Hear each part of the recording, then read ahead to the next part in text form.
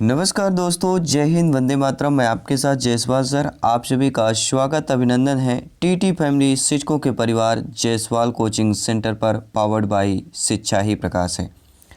बात करेंगे बाल विकास प्रैक्टिस पेपर की बात करेंगे और ये प्रैक्टिस पेपर नंबर आपका 14 नंबर है।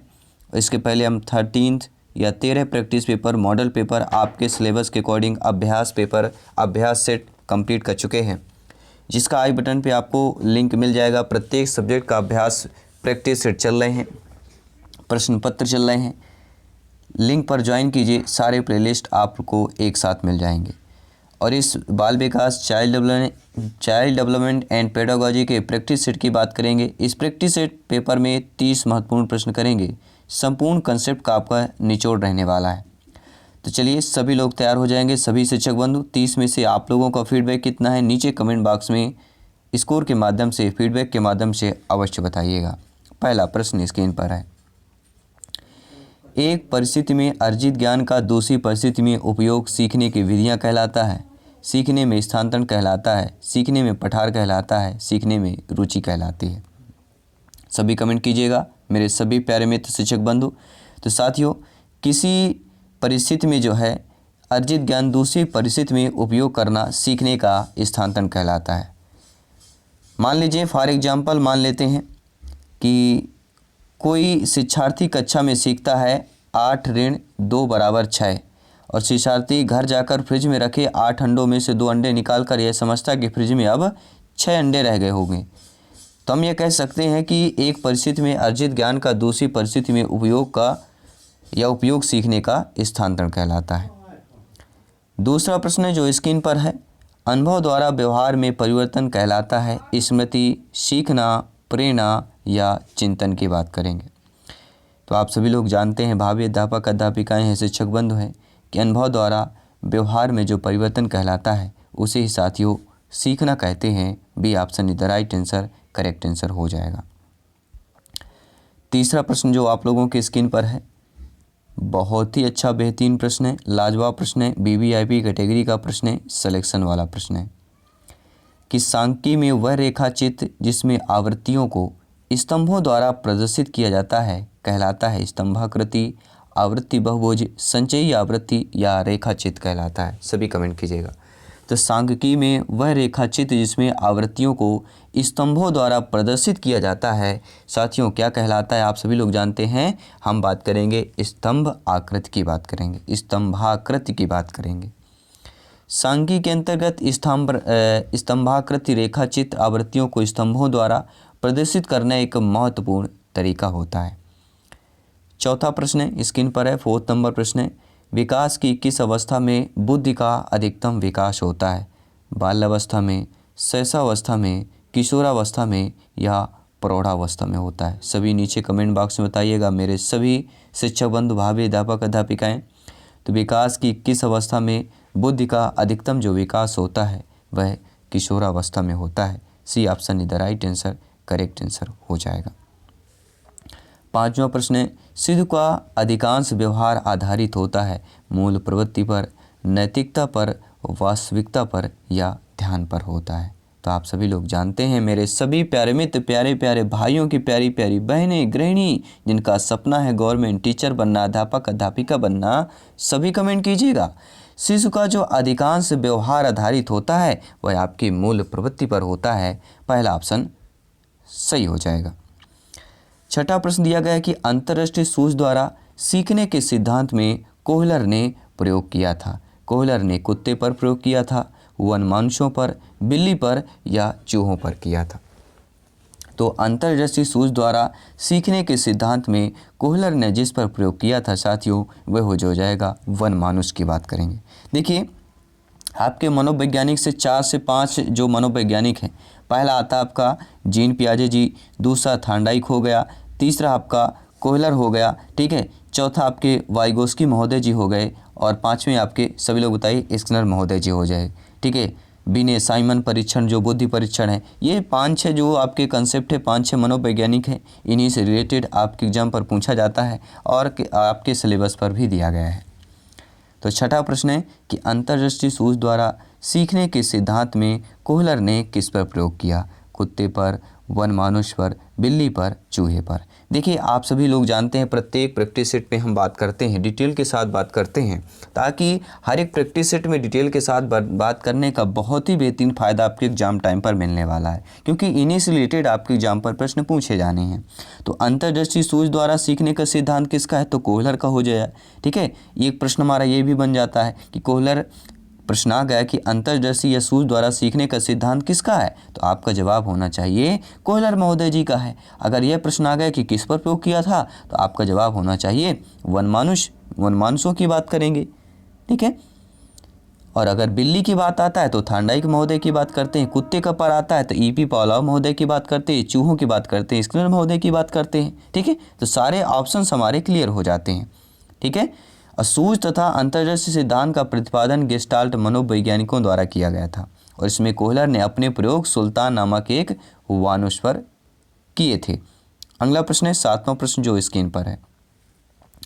यह आवश्यक नहीं है कि उच्च बुद्धि लब्धि वाले बच्चे में भी क्या है, सृजनशीलता में भी उच्च होते हैं, अध्ययन में भी उच्च होते हैं, विश्लेषण करने में भी उच्च होते हैं, या अच्छे अंक प्राप्त करने में भी उच्च होते हैं। मेरे सभी प्यारे में शिक्षक बंधु कमेंट कीजिएगा। दोस्तों यह आवश्यक नहीं है कि जिनकी उच्च बुद्धि लब्ध होती है या उच्च बुद्धि लब्ध वाले जो बच्चे होते हैं उनमें भी सृजनशीलता भी उच्च होगी, यह आवश्यक नहीं है। ठीक है, कि अगर उनकी IQ लेवल हाई है, अच्छी है, बुद्धिलब्ध वाले हैं, तो उनके सृजनशील भी उनका उच्च होगा, यह कोई गारंटी नहीं है। तो पहला ऑप्शन यहाँ पर सही हो जाएगा, क्योंकि देखिए उच्च बुद्धिलब्ध वाले बच्चे सृजनशील भी हों, सृजनशील में भी उच्च होंगे। ठीक है, यह आवश्यक नहीं कहा जा सकता, क्योंकि सृजनशीलता का बुद्धि से गहरा संबंध है। किसका है, सृजनशीलता का संबंध बुद्धि से गहरा संबंध है। 8वां प्रश्न है, ध्यान को केंद्रित करने की आंतरिक दशा आपकी अवधि है, नवीनता है, रुचि है, या आकार हो जाएगा। सभी कमेंट कीजिएगा मेरे सभी शिक्षक बंधु। तो ध्यान को केंद्रित करने की जो आंतरिक दशा कहलाती है वह हमारी रुचि कहलाती है। C option is the best option, is the right answer, correct answer हो जाएगा। देखिए रुचियाँ बहुत इंपॉर्टेंट होती है। हमारी रुचि जो होती है, रुचि के आधार पर हम तैयारी करते हैं। देखिए बहुत ही कम समय बचा हुआ है, 3 सब्जेक्ट आपको पकड़ लेना, जो सबसे कठिन हो 3 सब्जेक्ट के बेहतरीन प्रिपरेशन कीजिए। ठीक है, देखिए जो आपकी लैंग्वेज है, लैंग्वेज भाषा बहुत ही आसान होता है वैसे कहा जाए तो। ठीक है, तो लैंग्वेज भाषा पर हम कम फोकस कर रहे हैं, फोकस हम आपके बाल विकास, चाइल्ड डेवलपमेंट, मैथ्स की बात करेंगे, और आपकी जो तीसरी है सभी लोग बताइए EVS पर्यावरण पर सबसे अधिक फोकस कर रहे हैं, क्योंकि यहाँ पर अगर आपका 90 में से 80 नंबर या 75 नंबर यहाँ पे कन्फर्म हो जाएगा, तो आपको आने वाले जो दूसरे सब्जेक्ट हैं, तो 90 में से अगर आपका 80 नंबर यहाँ से क्लियर होता है, ठीक है, तो वहाँ आपका फिर कितना बचता है, सभी लोग बताइए, 60। तो 60 में अगर वहाँ आप लोग 40 या 45 नंबर ला लेंगे तो फिर आपका 125 प्लस का स्कोर क्लियर हो जाएगा, जो कि सिलेक्शन यहाँ पे 101% श्योर एंड प्योर है। इसलिए कहते हैं तैयारी बेहतरीन कीजिए, फीडबैक बेहतरीन कीजिए, और सिलेक्शन का रास्ता आसान कीजिए। तो साथियों किस विधि का उपयोग स्मृति के मापन के लिए नहीं किया जा सकता। देखिए आप जानते हैं प्रत्यायन की जो विधि है, पहचान की विधि है, और पुनः सीखने की विधि, इन तीनों विधियों को स्मृति के मापन के लिए किया जाता है, लेकिन तार्किक विधि का नहीं किया जाता। ठीक है, B option is the right answer. अगला प्रश्न स्क्रीन पर।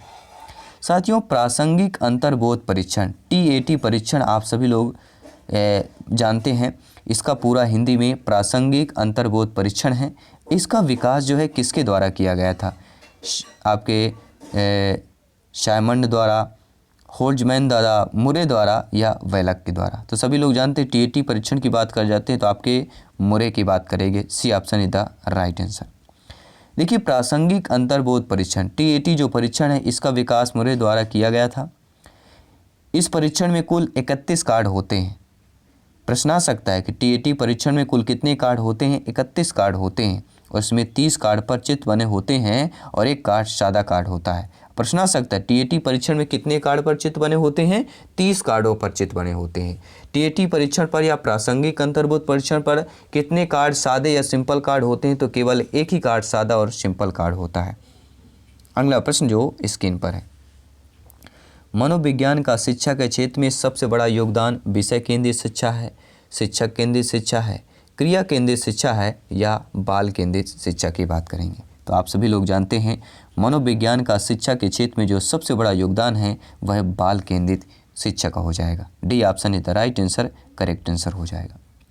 साथियों, इनमें से कौन सा वृद्धि और विकास के सिद्धांतों से संबंधित नहीं है? ये भी आपका नेगेटिव और नकारात्मक प्रश्न है। सभी मित्रों को जय हिंद, वंदे मातरम, इंकलाब जिंदाबाद। एग्जाम को फतेह करना है साथियों, तो सभी यहाँ पे कमेंट कीजिएगा। ऐसा कौन सा है दोस्तों इन निम्नलिखित में से ऐसा सिद्धांत जो वृद्धि और विकास के सिद्धांतों से संबंधित नहीं है? देखिए, निरंतरता का सिद्धांत, समन्वय का सिद्धांत, व्यक्तित्व का सिद्धांत, ये तीनों सिद्धांत वृद्धि और विकास के सिद्धांतों से संबंधित है। लेकिन जो आपका बी ऑप्शन दिया गया है वर्गीकरण का सिद्धांत, यह वृद्धि और विकास के सिद्धांतों से संबंधित नहीं होगा, क्योंकि यह वृद्धि और विकास के सिद्धांतों से वर्गीकरण नहीं होता है। निरंतरता का विकास संबंधित है, समन्वय का है और व्यक्तित्व का है। आइए बात करते हैं अगले प्रश्न की। 13 नंबर 13वां प्रश्न जो आप लोगों के स्क्रीन पर है। कक्षा शिक्षण में पाठ प्रस्तावना सोपान सीखने के किस नियम पर आधारित है? प्रभाव का नियम, सादस्यता का नियम, तत्परता का नियम, साहचर्य का नियम। देखिए, जब भी तत्परता प्रभाव के नियम की बात करते हैं थांडाइक महोदय जी का जिक्र आ जाता है कि थांडाइक महोदय जी ने 2 नियम दिए थे। एक था आपका मुख्य नियम जो कि 3 है और गौड़ नियम आपके 5 है। तो देखिए, कक्षा शिक्षण में पाठ प्रस्तावना सोपान सीखना जिस नियम पर आधारित होता है वह आपके तत्परता का नियम है। जी हाँ, कक्षा शिक्षण में पाठ प्रस्तावना सोपान सीखने के तत्परता के नियम पर आधारित होता है। अगला प्रश्न है, संप्रत्यय निर्माण का प्रथम सोपान सामान्यीकरण है, विभेदीकरण है, प्रत्यक्षीकरण है या पृथक्करण है? सभी कमेंट कीजिएगा। आपका कमेंट, आपका फीडबैक सर्वोपरि है, सम्मान है प्रत्येक भाई बहन शिक्षक बंधु का। तो संप्रत्यय निर्माण का जो प्रथम सोपान है साथियों वह हमारा हो जाएगा प्रत्यक्षीकरण। C option is the right answer, correct answer हो जाएगा। अगला प्रश्न है, प्रेक्षणात्मक अधिगम संप्रत्यय खालिस्तान द्वारा किया गया था? टोलमैन के द्वारा, वंडूरा के द्वारा, थांडाइक के द्वारा या कोयलर के द्वारा किया गया था? तो प्रेक्षणात्मक अधिगम संप्रत्यय की बात करेंगे, किसके द्वारा किया गया था? सभी लोग जानते हैं प्रेक्षणात्मक अधिगम संप्रत्यय आपके वंडूरा के द्वारा किया गया था। कोई भी डाउट हो किसी भी प्रश्न पर आप लोग अपना कमेंट कर सकते हैं, अपना फीडबैक कर सकते हैं। आप सभी शिक्षक बंधु हैं, भावी अध्यापक अध्यापिकाएँ हैं, ये आपका फैमिली है, आपका परिवार है, अवर फैमिली है, शिक्षकों का परिवार है, टीचर्स फैमिली है। 15 प्रश्न कंप्लीट कर चुके हैं, 15 प्रश्न और कंप्लीट करेंगे, टोटल 30 प्रश्न कंप्लीट करेंगे और 30 में से आपके स्कोर क्या है फीडबैक अवश्य कीजिएगा।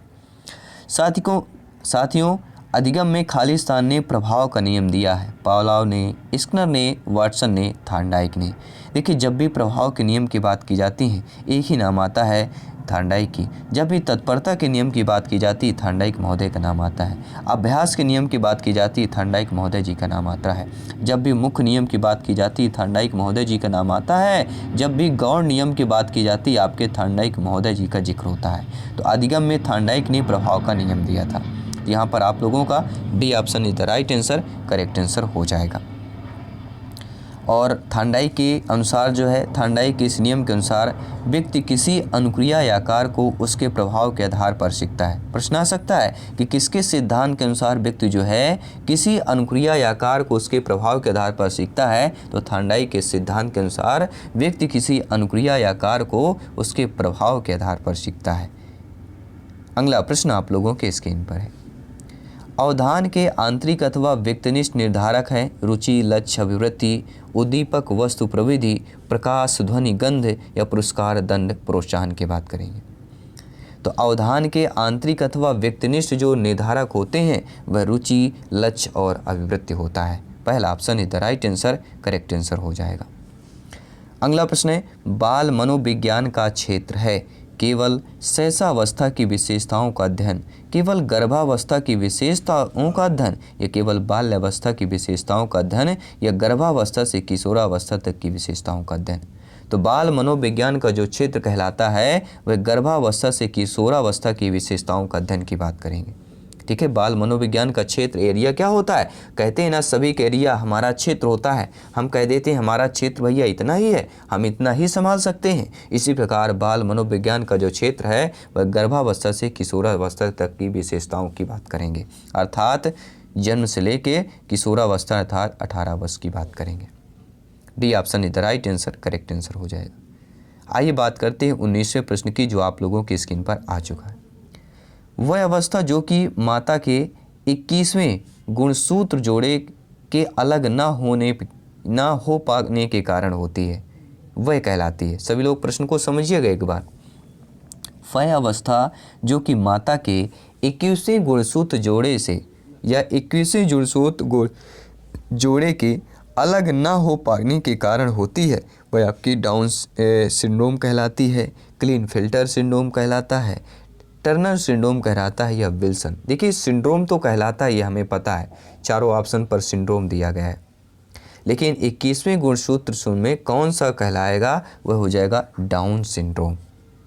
जी हाँ, डाउन सिंड्रोम वह अवस्था या डाउन सिंड्रोम अवस्था माता के 21वें गुणसूत्र जोड़े से अलग ना हो पाने के कारण होती है। अगला प्रश्न जो आप लोगों के स्क्रीन पर है, 20वां प्रश्न आप लोगों के स्क्रीन पर आ चुका है। कोहल वर्ग के अनुसार किस अवस्था में नैतिकता बाह्य कारकों द्वारा निर्धारित होती है? पूर्व पारंपरिक अवस्था में, पारंपरिक अवस्था में, पश्चात पारंपरिक अवस्था की बात कर रहे हैं या उपरोक्त में से कोई नहीं? मेरे सभी प्यारे मित्र शिक्षा बंधु कमेंट कीजिएगा। साथियों, कोहल वर्ग के अनुसार जिस अवस्था में नैतिकता बाह्य कारकों द्वारा निर्धारित होती है वह आपकी पूर्व पारंपरिक अवस्था की बात करेंगे। ठीक है, सभी यहाँ पे ध्यान दीजिएगा। कोहल वर्ग के नैतिकता के विकास की बात करेंगे, एक प्रश्न जरूर आएगा इनसे संबंधित। आइए देखते हैं अगला प्रश्न। निम्न में से कौन सा एक सही क्रम दिया गया है कि अंडाणु, शुक्राणु, ब्लास्टोज, युग्मनज पहले क्या चीज़ होती है? ब्लास्टोसिस्ट, अंडाणु, शुक्राणु, युग्मनज, ब्लास्टोसिस्ट, युग्मनज, अंडाणु, शुक्राणु की बात करेंगे या अंडाणु, शुक्राणु, युग्मनज, ब्लास्टोसिस्ट की बात करेंगे। देखिए एक चीज़ आपको ध्यान दीजिएगा, अंडाणु पहले बनता है और अंतिम ब्लास्टोसिस्ट की बात करेंगे। ठीक है, तो अंडाणु होगा, फिर शुक्राणु, फिर युग्मनज होता है, फिर जाके ब्लास्टोसिस्ट। ये प्रक्रिया हमारा सही प्रक्रम दिया गया है। D option is the right answer, correct answer हो जाएगा। अंडाणु, शुक्राणु, इसके बाद युग्मनज होता है, इसके बाद ब्लास्टोसिस्ट की प्रक्रिया की बात करेंगे। आइए बात करते हैं अगले प्रश्न की, जो आप लोगों की स्क्रीन पर दिया गया है। साथियों, अंतर्मुखी, बहिर्मुखी तथा उभयमुखी व्यक्तित्व का वर्गीकरण क्रेचनर के द्वारा किया गया, युंग के द्वारा किया गया, सेल्डन के द्वारा या स्प्रिंजन के द्वारा किया गया है? सब यहाँ पे कमेंट कीजिएगा, फीडबैक कीजिएगा। तो अंतर्मुखी, बहिर्मुखी तथा उभयमुखी व्यक्तित्व का जो वर्गीकरण है आपके युंग महोदय जी द्वारा किया गया था। बी ऑप्शन सही हो जाएगा। अगला प्रश्न है, उदाहरण, निरीक्षण, विश्लेषण, वर्गीकरण, निमीकरण निम्नलिखित में से किस विधि के सोपान है? निगमन विधि के, आगमन विधि के, अंतर्दर्शन विधि के या बहिर्दर्शन विधि की बात करें? तो उदाहरण, निरीक्षण, विश्लेषण, वर्गीकरण और निमीकरण जिस विधि के सोपान है वह आपके आगमन विधि के। क्योंकि जब भी उदाहरण पहले दे दिया जाता है और बाद में नियम की बात करता है तो आपका कौन होता है? आगमन विधि होता है। अगर यहीं पर पहले नियम होता, बाद में उदाहरण दिया जाता तो फिर यहाँ पे आपका निगमन होता। लेकिन according to questions right option number B option सही हो जाए। आइए बात करते हैं अगले प्रश्न की, जो स्क्रीन पर आपके स्क्रीन पर आ चुका है। साथियों, फ्रायड के अनुसार हमारे मूल्यों को आंतरिकीकरण में होता है इदम में, अहम में, परा अहम में या परिस्थितियों में होता है।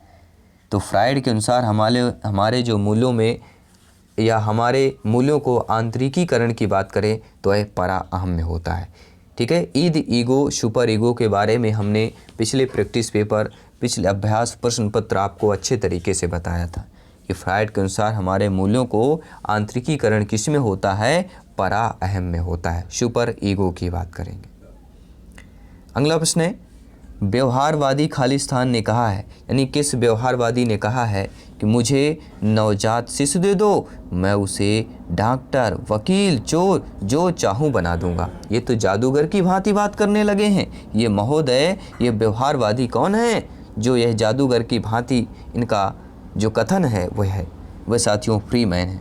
इनका नाम ही है फ्रीमैन। ये फ्री में बोलते रहते हैं और कहते रहते हैं मुझे नवजात शिशु दे दो, मैं उसे डॉक्टर, वकील, चोर जो चाहूँ बना सकता हूँ। ये फ्री में झोंकते रहते हैं, इसलिए फ्रीमैन कहते हैं।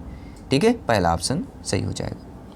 ये कोई ट्रिक होती है, हमें उन क्वेश्चनों को उस क्वेश्चन से संबंधित आंसर को कंबाइन करने की, ठीक है, कोशिश करते हैं। प्रत्येक प्रश्न को अच्छे तरीके से गहराई से समझने की, फीडबैक देने की कोशिश करते हैं। आई होप सभी प्यारे मित्र क्लास को लाइक करें, इस प्रैक्टिस पेपर को लाइक करें और फीडबैक के माध्यम से अपना स्कोर, अपना फीडबैक अवश्य शेयर करें। साथियों, अगला प्रश्न है, ध्यान आकर्षित होने में किसकी प्रमुख भूमिका होती है? उद्दीपन की तीव्रता की, उद्दीपक की उपादेयता की, उद्दीपन की विश्वसनीयता की या उद्दीपन की सक्रियता की बात करेंगे। तो ध्यान आकर्षित होने की जो प्रमुख भूमिका होती है वह उद्दीपन की तीव्रता की होती है। पहला option he the right answer, correct answer हो जाएगा। साथियों, खाली स्थान छात्र में रुचि उत्पन्न करने की कला है। शिक्षण, सहानुभूति, समदृष्टि या प्रेरणा की बात करें तो छात्र में रुचि उत्पन्न करने की जो कला कहलाती है वह साथियों आपकी प्रेरणा कहलाती है। ठीक है, कैसे? देखिए, अगर हमें अपने अंदर रुचि उत्पन्न करना है कि हमें गवर्नमेंट टीचर बनना है और इस बार टीटी एग्जाम क्रैक करना है, आउट ऑफ 150 में से 125 प्लस के स्कोर प्राप्त करना है, ये रुचि उत्पन्न करने की कला कहाँ से आती है? आपके अंदर प्रेरणा से आती है। तो प्रेरणा छात्र में रुचि उत्पन्न करने की कला है। D option is the right answer, correct answer हो जाएगा। 28वां प्रश्न है, फ्राइड के अनुसार, जी हाँ, फ्राइड के अनुसार जो है ग्रहण किए जा सीखे हुए तथ्यों को धारण करने या पुनः करने की सफलता को विस्मरण कहते हैं। या फ्राइड के अनुसार विस्मरण का अर्थ है किसी समय प्रयत्न करने पर भी किसी पूर्व अनुभव को स्मरण करने या पहले की सीखी हुई किसी क्रिया को करने की असफलता की। या ऑप्शन नंबर सी कि विस्मरण वह प्रकृति है जिसके द्वारा दुखद अनुभवों को स्मृति से अलग कर दिया जाता है। विस्मरण जो हम भूलना चाहते हैं, तो विस्मरण वह प्रवृत्ति होती है जिसके द्वारा दुखद अनुभवों को स्मृति से अलग कर दिया जाता है। तो फ्राइड ने कहा है कि विस्मरण वह प्रकृति है या वह प्रवृत्ति है जिसके द्वारा दुखद अनुभवों को स्मृति से अलग कर दिया जाता है। किसने कहा है? आपके फ्राइड महोदय जी ने कहा है। 2 प्रश्न और बचे हुए हैं, इस प्रैक्टिस पेपर को कंप्लीट करते हैं, मॉडल पेपर को कंप्लीट करते हैं और आपका फीडबैक, आपका स्कोर जान लेते हैं आउट ऑफ 30 में से क्या स्कोर है। साथियों, SOR जिसके द्वारा प्रस्तावित किया गया है, वाटसन महोदय जी के द्वारा, कोफा के द्वारा, कोहलर के द्वारा, गेस्टाल्ट मनोवैज्ञानिकों के द्वारा। देखिए SOR, इससे सभी लोग परिचित होंगे। तो SOR किसके द्वारा प्रस्तावित किया गया है? सभी लोग जानते हैं, हम बात करेंगे वाटसन महोदय की। और इस प्रैक्टिस पेपर अभ्यास प्रश्न पत्र मॉडल पेपर का 30वां प्रश्न है कि वह मापनी जिसमें अंतराल मापनी के समस्त गुण के साथ पर शून्य भी हो वह कहलाती है नामित मापनी, क्रमसूचक मापनी, अंतराल मापनी या अनुपात मापनी। तो वह मापनी जिसमें अंतराल मापनी के समस्त गुण के साथ पर शून्य भी हो वह आपकी अनुपात मापनी कहलाती है। D option is the right answer. तो यहाँ पे हम बेहतरीन 30 लाजवाब प्रश्न किए, आपके बाल विकास शिक्षा शास्त्र के, चाइल्ड डेवलपमेंट एंड पेडागोजी के संपूर्ण कंसेप्ट का यह पूरा निचोड़ था। अभ्यास प्रश्न पत्र, प्रैक्टिस पेपर, मॉडल पेपर, इसमें सभी प्यारे मित्र कमेंट कीजिएगा, फीडबैक कीजिएगा, आपका स्कोर क्या है, आपका फीडबैक क्या है और आगे जो आपका आने वाला प्रैक्टिस पेपर अभ्यास प्रश्न है उसके लिए बेहतरीन यहाँ पे आप लोगों को सब्सक्राइब करके अपने टीटी फैमिली को रख लेना है, बेल आइकन प्रेस कर लेना है ताकि प्रत्येक क्लास का नोटिफिकेशन आपको प्राप्त हो सके, तैयारी को बेहतर कर सकें और एग्ज़ाम के पहले पूर्ण तैयारी कर सकें और आउट ऑफ 150 में से 125 प्लस का स्कोर प्राप्त कर सकें। तो मैं आपके साथ जयसवाल सर जल्द मिलता हूं नेक्स्ट क्लास पर, नेक्स्ट प्रैक्टिस पेपर, नेक्स्ट अभ्यास प्रश्न पत्र पर। सभी मित्रों को जय हिंद, वंदे मातरम, धन्यवाद सभी का।